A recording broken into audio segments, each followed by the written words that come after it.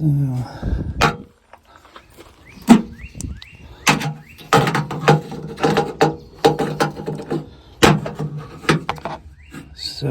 heading backwards, it looks like there's 2 tie wraps.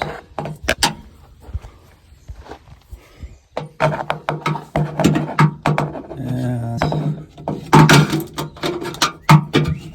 forward, there's 2 tie wraps as well.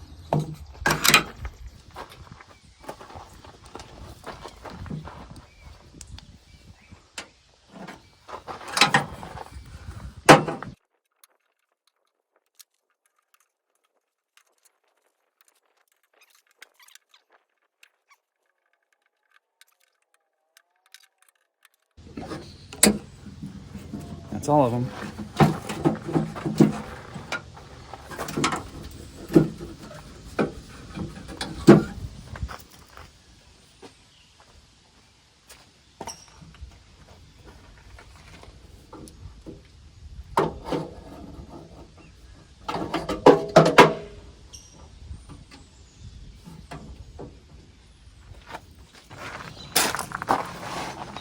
So these lines coming out the back, there are these 2, and they're actually held in 2 locations. There's a don't fall. There's a Phillips there that has to come off. Phillips head screw there that has to come off. Ah, damn it! No, I cut those lines anyway. It doesn't matter if it hangs down. Okay. Yeah, Phillips head there. Phillips head there. So yeah, I'll crawl underneath, undo those, and then instead of pulling it through the hole, I'll just pull it.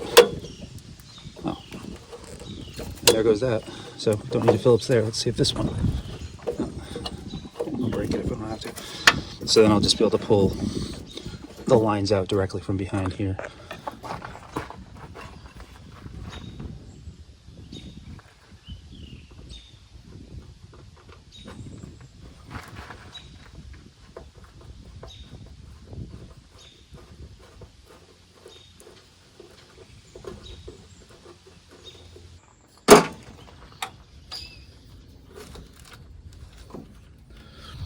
This is zip tied here, so it's got 2 black clips that hold it here with the screw running down, another black clip with a screw running down here, and then it's just zip tied to these other 2 lines right here.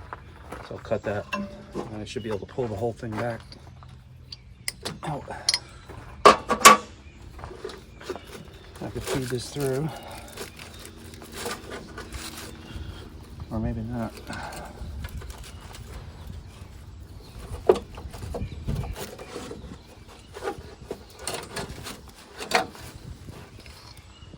I ain't gonna fit through that. All right. So just have to pull it through this way instead.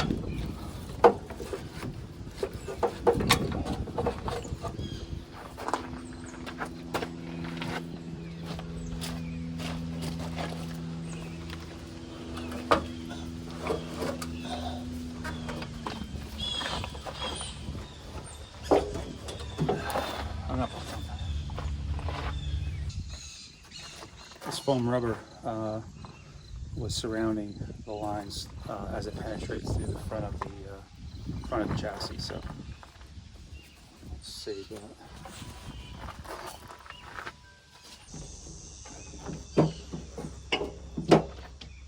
They don't want to. It's like they're still zip tied. I'm having a hard time getting just the ability to pull out just one of them.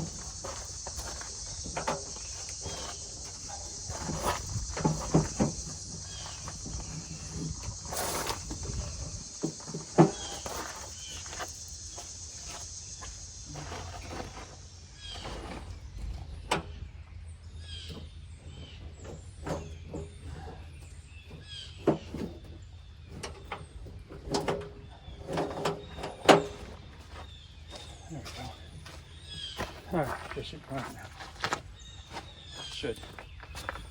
Should come out. Ah, that's why. They're still zip tied. I missed a zip tie.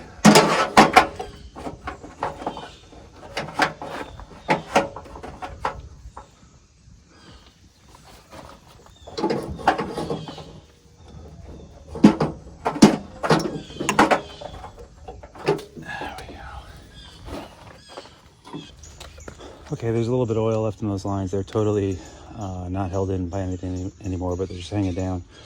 Dripping the last bit of oil out to let it soak into this cardboard. While that's doing that, no reason I can't take off this suspension. So I'm going to separate this whole right rear suspension arm, trailing arm, whatever you want to call it. It's held in by this guy, which I've already loosened. I think this is just sitting in a cup, so that doesn't have to do anything. There's another 19mm bolt on here, here, and over here, and one up here. And then I should be able to take this whole component off as one whole piece, as opposed to taking everything apart here. Then I can move it as one piece to my workshop and work on it during a rainy day.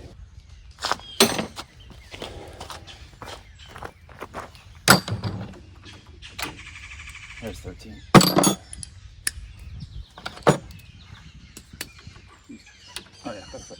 These two bolts holding it on are 13mm, and they're really rusted. So they come out, they come out. Look at that.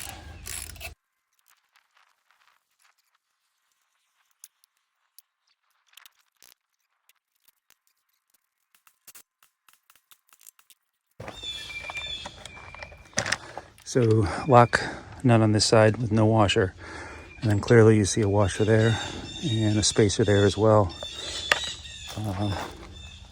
and no washer on the back side either.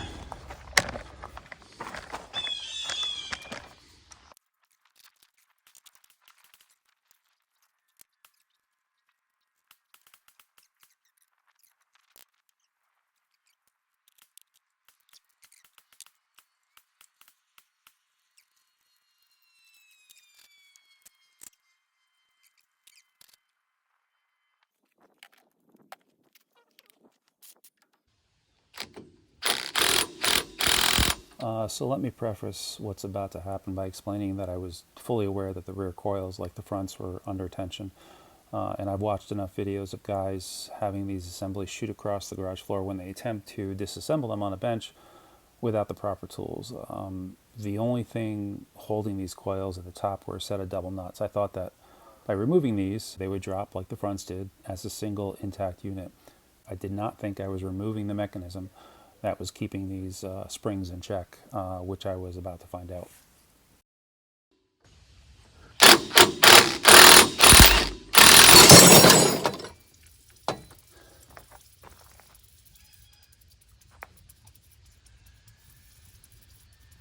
That was incredibly stupid.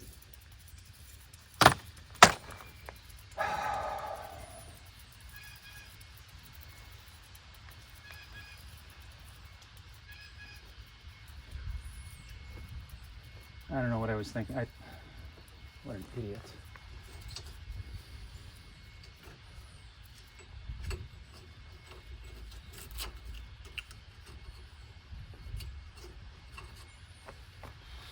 I mean, I knew that these were under pressure. I didn't realize I was releasing that pressure. I thought I was just releasing the stud that passed through, and that it would come down all intact still. That's not what happened, that's for sure. Oh well, nobody hurt, no damage. That is surprisingly very, very heavy. Maybe not so surprising. So this was like this. Okay.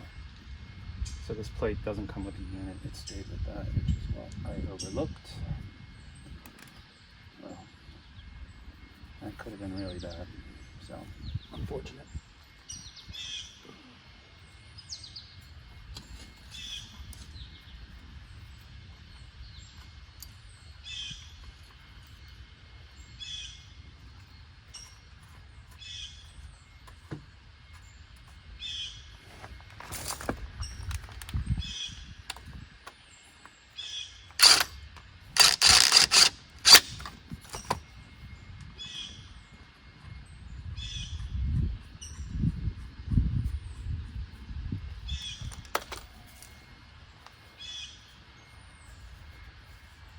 Get these. Ooh, looks nice and new right there, right? Where it's been covered for so long. I'm gonna get these powder coated. Assuming they're good still. Yeah, that could have been really bad.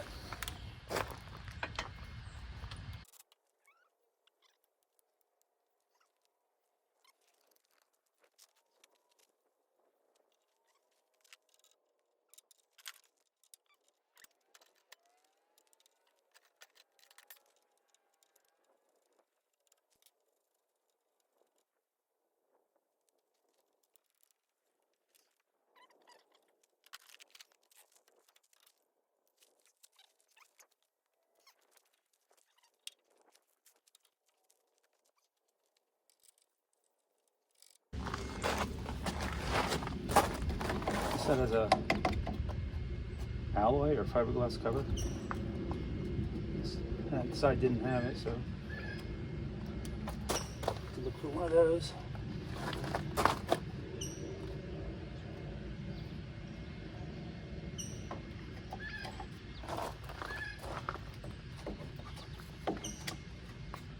And there's a metal clip right here to retain the backing of the cover. This side of the cover is cracked right there, so it's fiberglass. This is just fiberglass.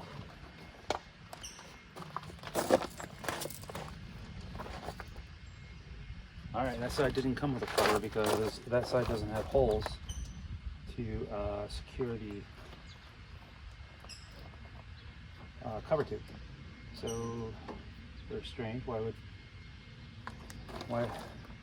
What in the design would cause this side to get more road debris on it than the other side? Don't know. All right, let's avoid another issue by ratchet strapping this compressed a bit.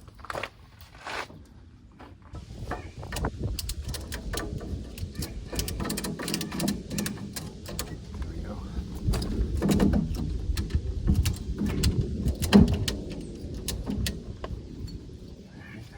Some of the pressure off at least.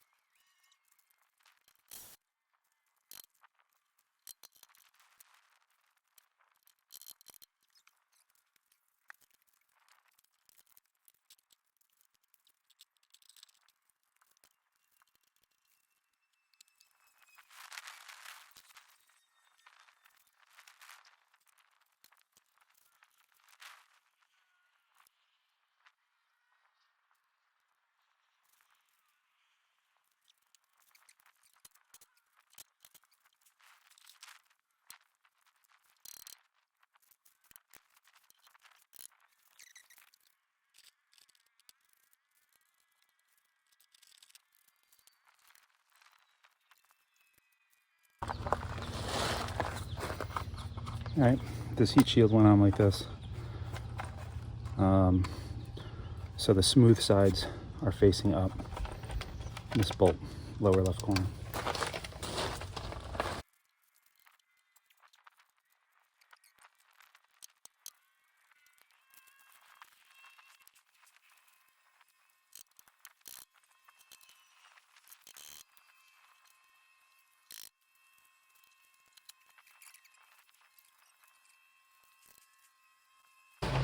All right.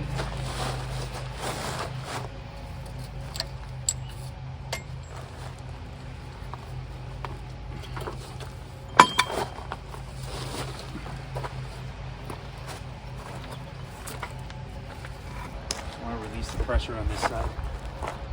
Since it's only on one side, I don't want it to ruin the spring.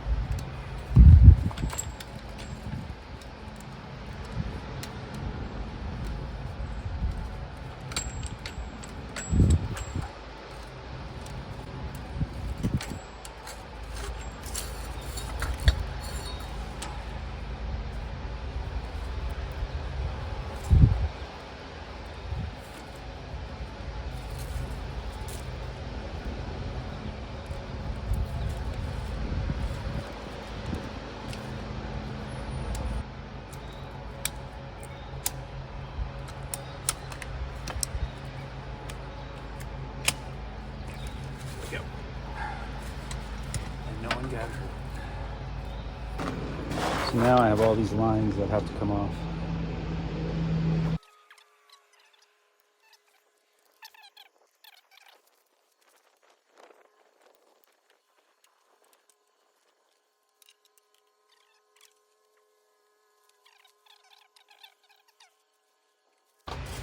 It's held in by this metal clip right here, and then runs through this wall.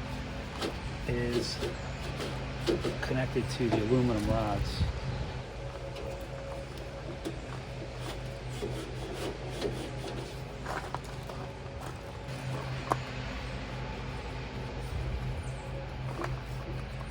I can get this fuel line off this. This is the line that connects the two fuel tanks together. And for me to get the tanks out, I just cut the hoses that run to them because they're so brittle. But yeah, if I can get them off now, I can pull that line out and it should give me straight on access to those lines.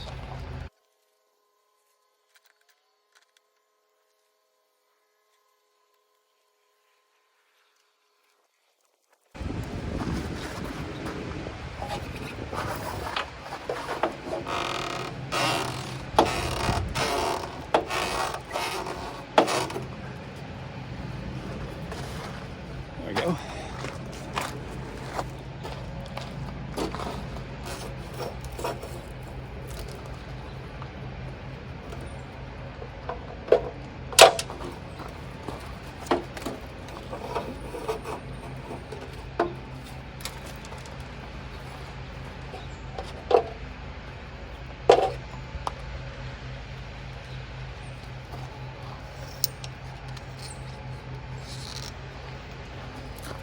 All right. Crossover, fuel line crossover's out.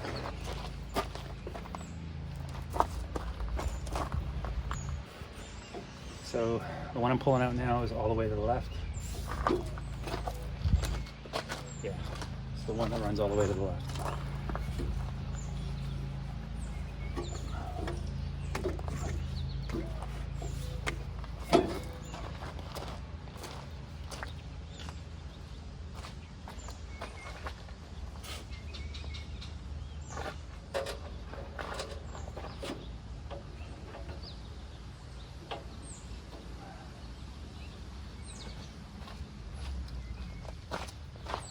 On the front of those lines where they protrude through, there's little rubber scutcheons that have to come off first before you can pull the line back.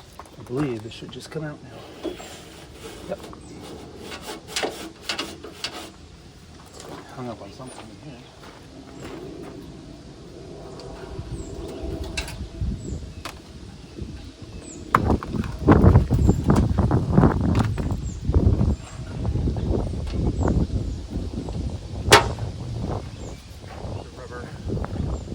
Rubber hose that they use as an isolator, so it's not metal on metal.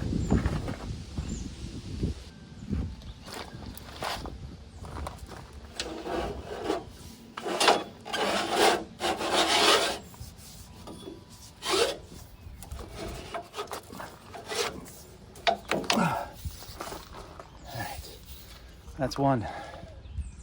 Hopefully these are reusable.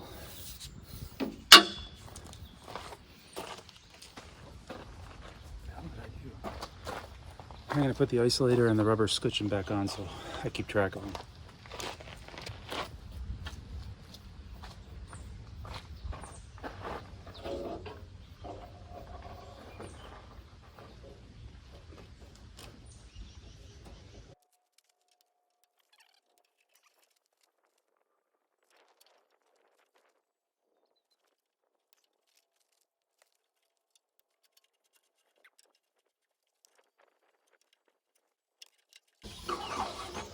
So the second one over from the driver's side is the one with the green tape labeled T3 on it. It has a few harness connectors.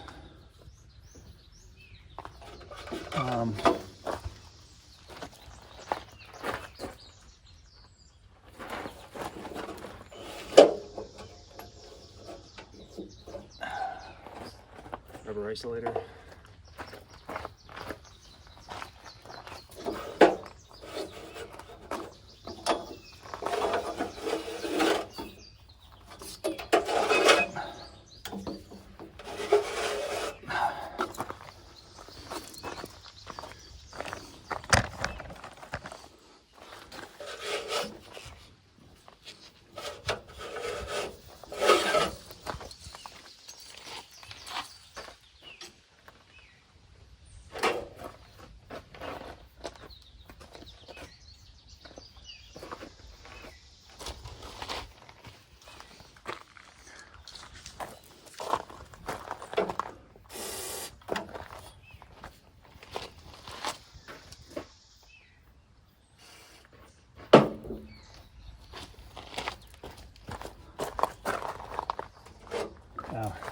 There's rubber scotching on this side as well. All right. Second one from the left. How does that fit? Configure.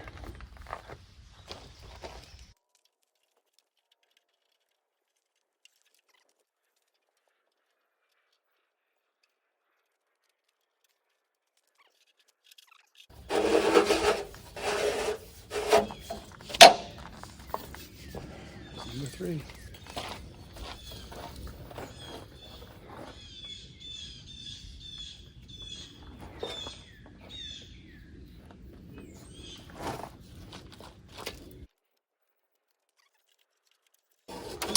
Number 4 is the one all the way to the right, and it has a T in it.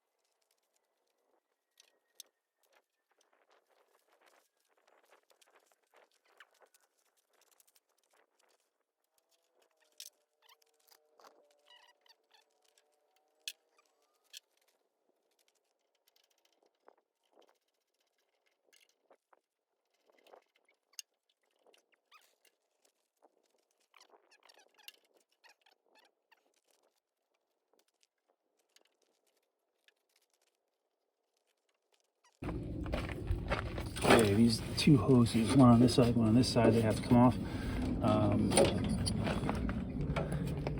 6mm clamp.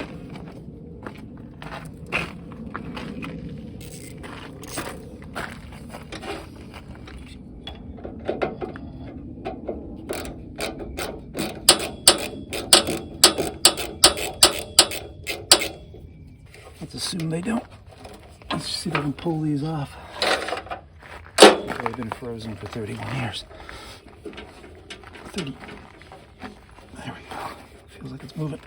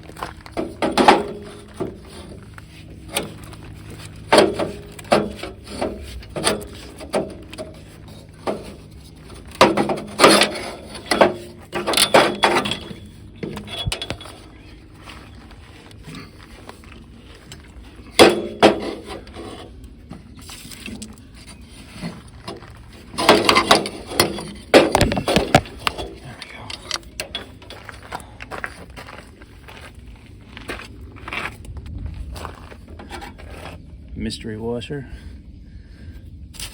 That's a good size spacer too, it's pretty thick. Nut.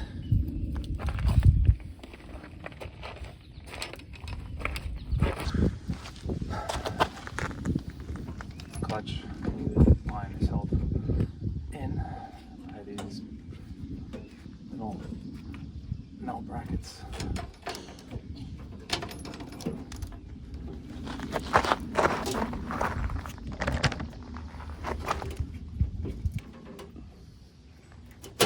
As is the brake line.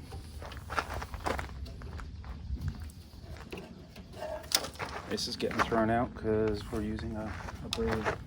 Save this one to replace it.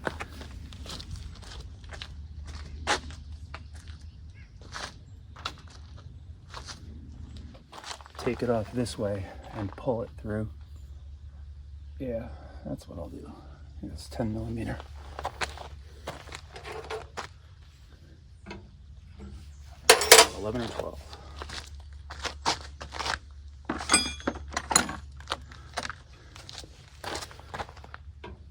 It's 11.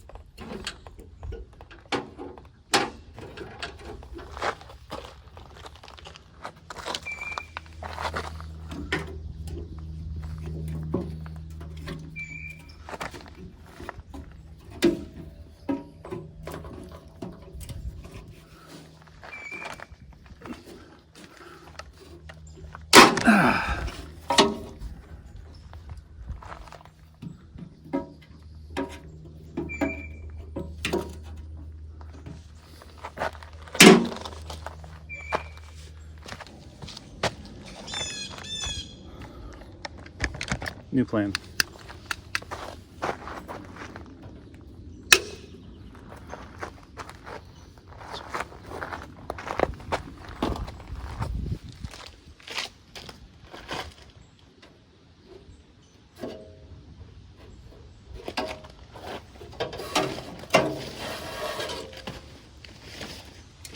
There, and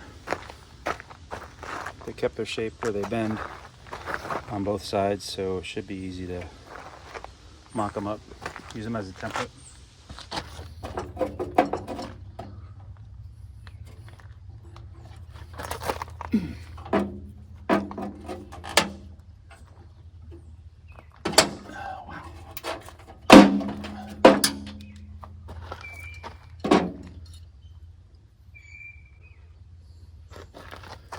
That's off. Put the bolt back in it.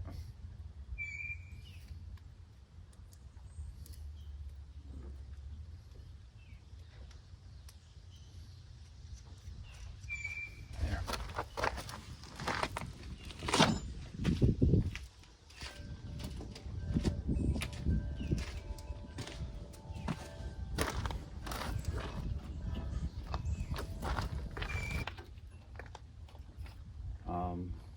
They run through this line. They're clipped to this rail by these black clips,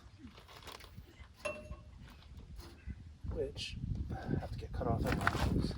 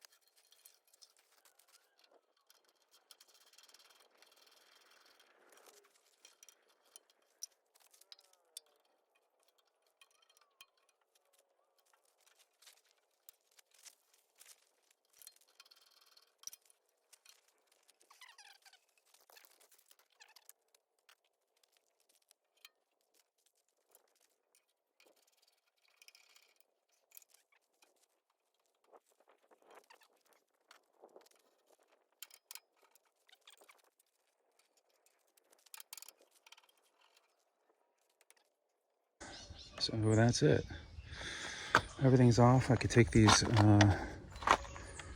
I'll take these off. I might take these lines out. To do that, you gotta get the scutcheons out on that side, which might be difficult. I'll take this foam off after I document where it goes. Replace that. The ground straps, they'll be taken off. Coverings on the brackets will be taken off. The rest of the heat shield, the motor mounts. Oh, I got one hose over there I gotta cut. And then that's basically everything. And at that point, the chassis is stripped clean and I can power wash it.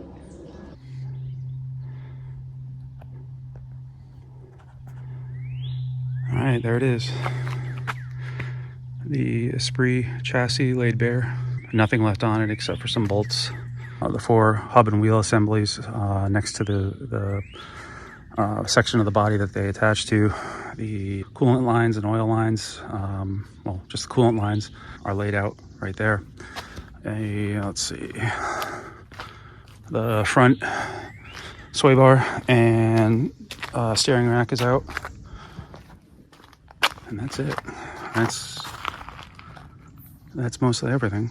So now comes the part of a couple things. One, I'd like to weigh this. I'm just curious to know what it weighs. When I was able to pick it up and move it on my own, I would put it in the vicinity of 140 pounds, maybe 145 pounds. That would be my guess, but I will actually put it on a scale to figure that out. This thing has to get power washed. It has Florida debris everywhere on it. Stripped, cleaned up. So we're looking at bare galvanized metal, so I could figure out where it needs to be touched up and protected from rust. I definitely want to power wash inside there. It's pretty nasty. It smells like manure. Is probably the best way to describe it, which is not good. There is some cracking here and here, indication that it's a bit stressed. So I'll look into what's involved with potentially welding a plate here and on top to strengthen it up. They discussed that on the Lotus forums, so I'll take their advice on that. The back, everything's gonna get power washed. Get all the debris, the grease and the grime off. Degreased, cleaned up, completely bare, and then a closer examination of the chassis to determine any damaged spots. And then a close-up examination of the chassis to determine any damaged spots. Here's one such example. This piece of metal has been maybe jacked in the wrong spot. Someone did, I don't know, pulled down somehow. But I went underneath and I looked, and this crack doesn't go any farther than that. So I think this can just be whacked back into place and then welded. I'll find out. As far as rust, the galvanization held up really well. There's some rust on some of these brackets. There, down there. Yeah, some of the thinner metal. This I don't think is, yeah, this is the carpet glue. There was foam up here, so this is just, I would expect this to be fine when it gets cleaned off because it's just glue. It's been covered. All in all, quite the project. It really was quite the project. Next step is to put all this stuff away, find a home for it in my workshop, and individually start dismantling the 4 hubs. Yeah, take all the components off, see what has to be replaced, see what can be reconditioned. And when I mean reconditioned, either used as is or powder coated. I think I'm going to get a sandblast set up, truck bed compressor with about 20 CFM. It's good for painting, it'll be good for sandblasting. And I'm thinking if I do get that and I blast the metal components that I want to keep, that I would then follow that up with a powder coat. So could be interesting. Never done it before. But from what I've told, it's a great way to protect the components. Still looking into it though.